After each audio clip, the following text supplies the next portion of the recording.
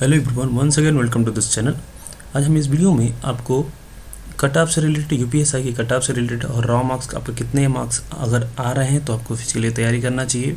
आपको अपना running continue रखना चाहिए क्योंकि आयोग के द्वारा नोटिस अपडेट कर दी गई है। जल्दी ही आपको यूपीएसआई का रिजल्ट आपको जल्दी ही देखने को मिलेगा। मैं प्रीवियस वीडियो में आपको बताया था कि यूपीएसआई का रिजल्ट कब तक आयोग के द्वारा पब्लिश कर दिया जाएगा। आपको वहाँ से जाके देख उसको चेक भी कर सकते हैं। मैं आपको डिटेल उस पहले वीडियो में बता चुका हूँ। इस वीडियो में आपको हम कट ऑफ मार्क्स वाइज और क्वेश्चन वाइज और आपके कितने रॉ मार्क्स आ रहे हैं तो वो करना चाहिए, किस फेज में कितना ज़्यादा किस फेज में किसको ज़्यादा नॉर्मलाइजेशन का प्रॉफिट मिलने वाला, मैं सारा आपको इस वीडियो में अपडेट दूंगा। पहले हम समझ लेते हैं कैसे कि आपके क्वेश्चंस फॉर्मेट पे कितने क्वेश्चन अगर आपको आ रहे हैं, आपके इतने जा रहे हैं तो आपको पूरा श्योर होकर चलना चाहिए। देखिए मैं इस जो आपका कैटेगरी वाइज क्वेश्चंस बता रहा हूँ या कट ऑफ बता रहा हूँ, आपको आफ्टर नॉर्मलाइजेशन बता रहा हूँ कि इतना अप्रॉक्स जाएगा। जो आपका पिछली बार का कट ऑफ था उसी के अप्रॉक्स रहेगा। देखिए जनरल का जो अगर कैंडिडेट है तो उसको 100 से अगर 105 क्वेश्चन्स हो रहे हैं या आफ्टर नॉर्मलाइजेशन इतना ही रहेगा। आफ्टर नॉर्मलाइजेशन इससे ज़्यादा नहीं जाने का है क्योंकि इसके बहुत सारे रीजन मैं आपको इस वीडियो में अभी अपडेट कर दूँगा। EWS का 98 to 100 क्वेश्चंस या 100 क्वेश्चन अप्रॉक्स लेके चलिए। OBC का 90 to 95 के वेरिएशन में ही रहेगा। SC का 85 और ST का 80 क्वेश्चन के करीब में रहेगा। अब देखते हैं मैंने ये जो क्वेश्चन बताए हैं ये किन किन माध्यम से बताया है कि किन किन बातों का ध्यान रखकर मैंने इस जो क्वेश्चन का कट ऑफ क्रिएट किया है, वो क्या क्या इसके पॉइंट थे। देखिए पहला था कि पहला जो आपका है कि ये जो भर्ती थी, आपका रिक्रूटमेंट था वो अराउंड 10,000 में आपका भर्ती था।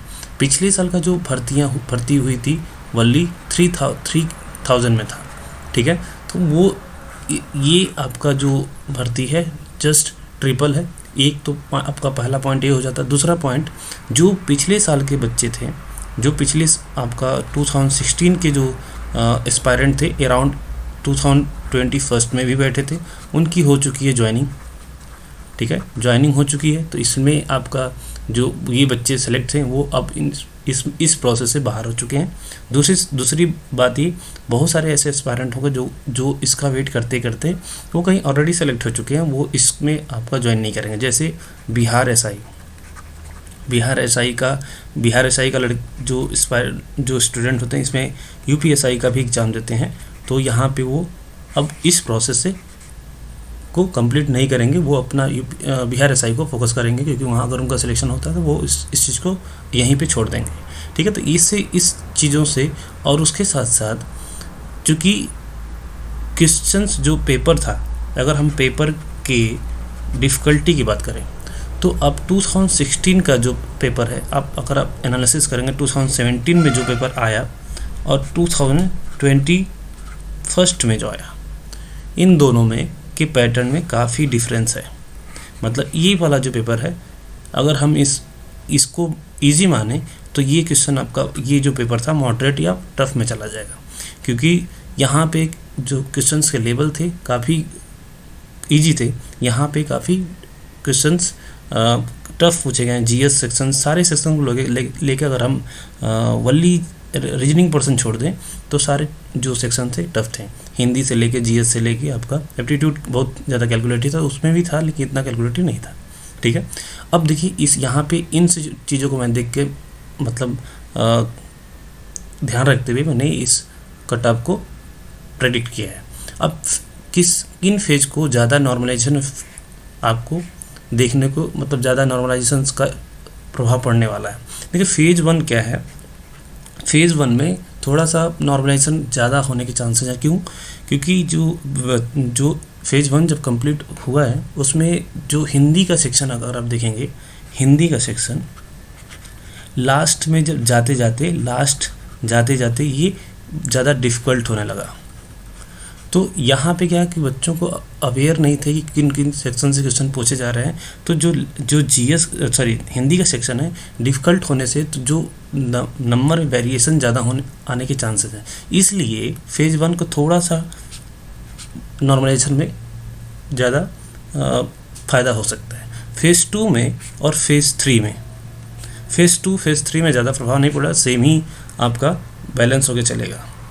ठीक है, फेज़ 2 फेज़ 3 में मतलब अगर इन तीनों में कंपेयर करें तो फेज़ 1 को थोड़ा सा प्रभाव ज़्यादा 1-2 मार्क्स एक्स्ट्रा मिल सकता है सेक्शनल वाइज आपको नॉर्मलाइजेशन में। ठीक है, तो ये था आपका क्वेश्चंस वाइज आपके कट ऑफ। तो आपका जो मार्क्स में कट ऑफ जाएगा जनरल के लिए, अगर आपको इस जितना मैंने मार्क्स यहाँ पे मेंशन किया इससे ज़्यादा नहीं जाएगा, तो जनरल के लिए 260 प्लस के अराउंड ही रहेगा, और EWS के लिए 250, OBC के लिए 250 और ST SC के लिए 230 के अराउंड ही आपका कट ऑफ रहेगा। अब यहाँ पे चूँकि मैंने अभी तक आपको नॉर्मलाइजेशन मार्क्स बताया है, अब रॉ मार्क्स देखिए फेज़ 1 में आपका है, आपको यहाँ से लेकर रॉ मार्क्स जितना भी आ रहा है मैं आपको एक एक्यूरेट डेटा बता रहा हूँ, आपको समझ में आ जाएगा कि आपका कितना पे आपका सिलेक्शन होने के चांसेस है। देखिए फेज़ 1 में है या फेज़ 2 में है, फेज़ 2 में है, अगर आपका पेपर उस दिन हुआ है आपको पता चल गया होगा कि क्योंकि रैंक IQ के अनुसार आप अगर आप चेक करेंगे तो पता चल जा रहा है कि वहाँ पे कौन सा पेपर डिफ़िकल्ट हुआ है कौन सा नहीं, या आपने पेपर दिया तो आपको इतना अनुमान लग जाता है कि पेपर मेरा डिफ़िकल्ट था या पेपर मेरा आसान था। ठीक है, अगर आपका पेपर हार्ड है और आपके 80 to 85 आ रहा है क्वेश्चंस सही हो रहा है, ठीक है, आपका डेफिनेटली आएगा।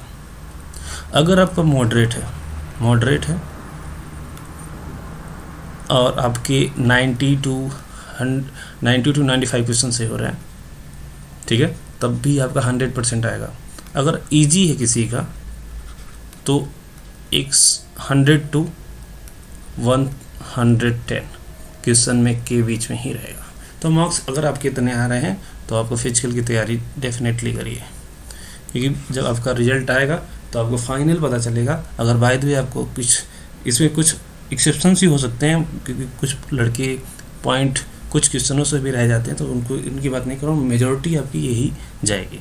ठीक है, तो आप ये सोचिए करिए कि मेरा सिलेक्शन होगा, और ये सोच के ही तैयारी करिए, क्योंकि फिजिकल एक दिन में आपका तैयार नहीं होता है, उसमें टाइम चाहिए होता है। तो इसलिए आपको इतने आ रहे हैं तो आपको फिजिकल के लिए तैयारी जरूर करना चाहिए, और आपको ये सोच के चलना है कि मेरा सिलेक्शन जो भी आपका रिजल्ट आएगा उसमें रहेगा।